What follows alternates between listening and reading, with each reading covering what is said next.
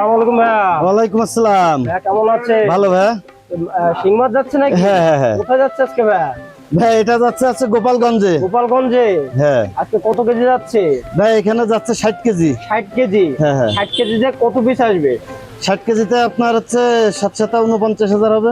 49,000 মাছ হবে। হ্যাঁ হ্যাঁ তো বাইরে কিন্তু প্রচুর বৃষ্টি, আর এই বৃষ্টির মধ্যেও কিন্তু আপনি মাছের কোনো ডেলিভারি করছেন। হ্যাঁ মাশাআল্লাহ।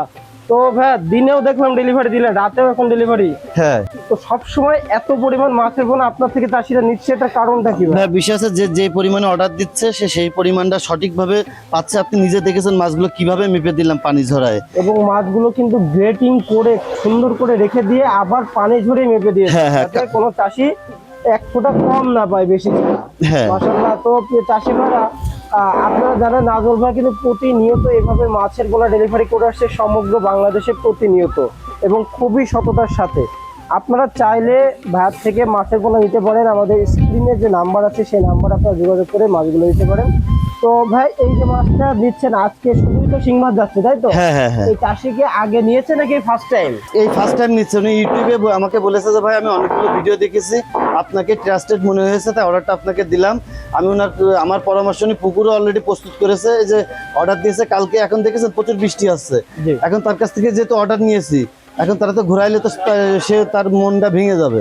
যার কারণে ভাই এই যে কষ্ট হলেও দিয়ে দিচ্ছি ডেলিভারি। মানে কমিটমেন্টটা ঠিক রাখার জন্য বর্ষার মধ্যে কষ্ট বাড়ি করা। বসার কোনো অপশন নেই। না না না যাক মাশাআল্লাহ, আপনি যে এভাবে নিরলস পরিশ্রম করে যাচ্ছেন এজন্য আপনাকে সাধুবাদ জানাই।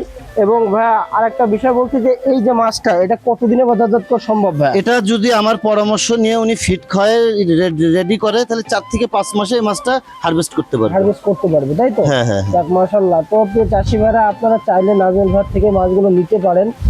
খুবই যত্ন সহকারে দেখুন, নিজে হাতে মাছগুলো পৌঁছে দিচ্ছে। ভাই এই বর্ষার সিজনে এই মাছগুলো চাষ করা যে কি কোনো মানে এক্সট্রা কোনো পরামর্শ আছে কি? এক্সট্রা পরামর্শ তো অবশ্যই আছে। বর্ষার যেরকম ভালো সেরকম খারাপ।